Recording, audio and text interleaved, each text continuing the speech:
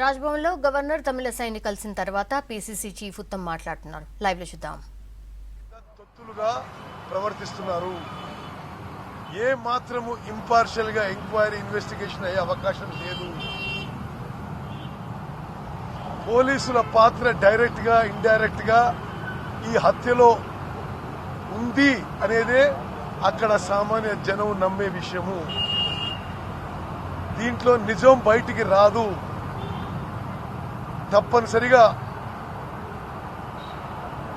Court monitored, court ఆధ్వర్యంలో CBI probe జరిగితేనే నిజం బయటికి వస్తుంది అనే విషయాన్ని మేము గవర్నర్ గారికి తెలియజేయడం జరిగింది.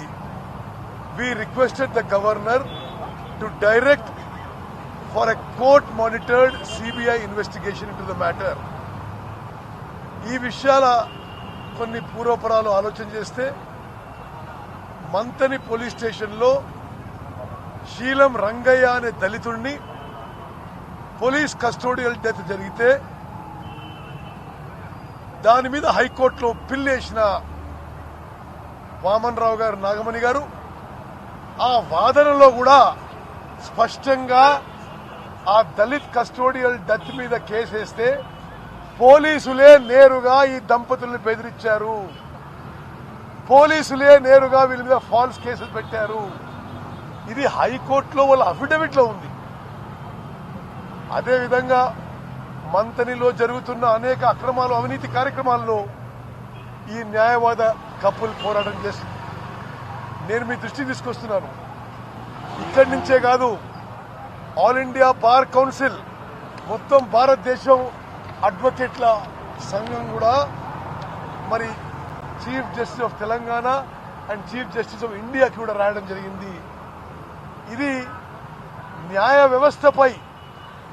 వ్యవస్థపై ఒక అటాక్ అని, న్యాయ వ్యవస్థపై దాడని చెప్పి బార్ కౌన్సిల్ ఆఫ్ ఇండియా పేర్కొన్నది.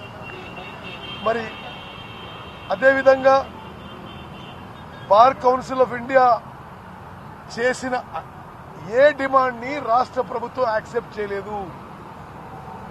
లా అండ్ ఆర్డర్ సబ్జెక్ట్ ముఖ్యమంత్రి దగ్గర ఉన్నది. ఎంత అమానవీయంగా, ఎంత అహంకారంగా కల్వకుంట్ల చంద్రశేఖరరావు ప్రవర్తిస్తుందంటే, ఇంత కిరాతకమైన హత్య తర్వాత కూడా నోరు మెదపలేదు, హత్యని ఖండించలేదు, చనిపోయిన కుటుంబాన్ని ఆదుకుంటామని ఎవరు స్పష్టమైన ప్రకటన ఇవ్వలేదు. మరి ఇంతకంటే ఇంకేమున్నదా?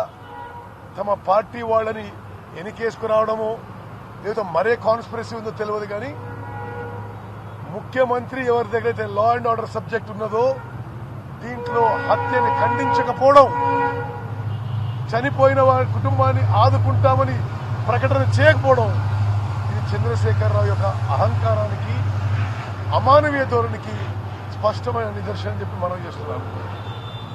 అదేవిధంగా bar council of India official గా రాసింది, the deceased advocates had filed a pill case in a Dalit custodial son. The matter is under investigation. అదేవిధంగా చనిపోయిన న్యాయవాదులు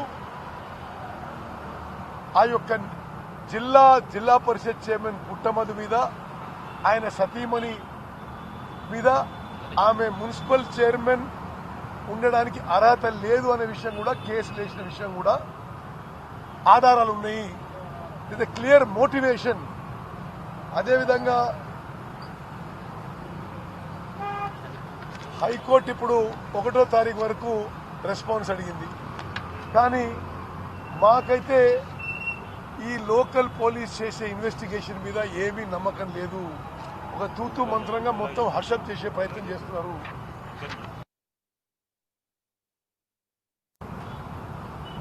హైకోర్టులో ఇచ్చిన అఫిడవిట్లో ఈ న్యాయవాద దంపతులు స్పష్టంగా ఆ కస్టోడియల్ డెత్ మీద కేసు వేసినందుకు మమ్మల్ని బెదిరిస్తున్నారు, మమ్మ మీద ఫాల్స్ కేసేస్తున్నారు, లోకల్ పోలీసులు మనం హరాస్ చేస్తున్నారు. మరి మిత్రులారా, ఇంతకంటే స్పష్టమైన ఆధారాలు మరొకటి అవసరం లేదు. అక్కడ పోలీస్ కమిషనర్ సత్యనారాయణ నేరుగా పుట్టమధు అనుచరుడుగా, ఒక తొత్తుగా, ఒక చెంచాగా, ఒక గులాంగా పనిచేస్తున్నాడు. అదేవిధంగా స్థానికులు అనుకునేది ఏంటంటే చనిపోయిన గట్టు వామన్ రావు గారు చనిపోతూ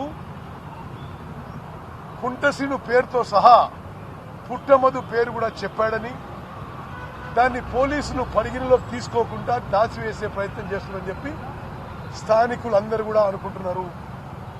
మరి పుట్టమధు కల్వకుంట్ల చంద్రశేఖరరావుకి అత్యంత సన్నిహితుడు.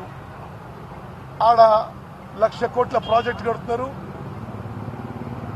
ఆ యొక్క ప్రాజెక్టులో మరి ముఖ్యమంత్రి గారికి కుటుంబ సభ్యులకి నేరుగా కమిషన్లు చేరుతున్నాయి. ఇంకో విషయం చెప్పాలి మీకు, ఈ కాన్స్టిట్యున్సీలో గత 2-3 ఏళ్ల నుంచి కాళేశ్వరం ప్రాజెక్టు మొదలుపెట్టిన తర్వాత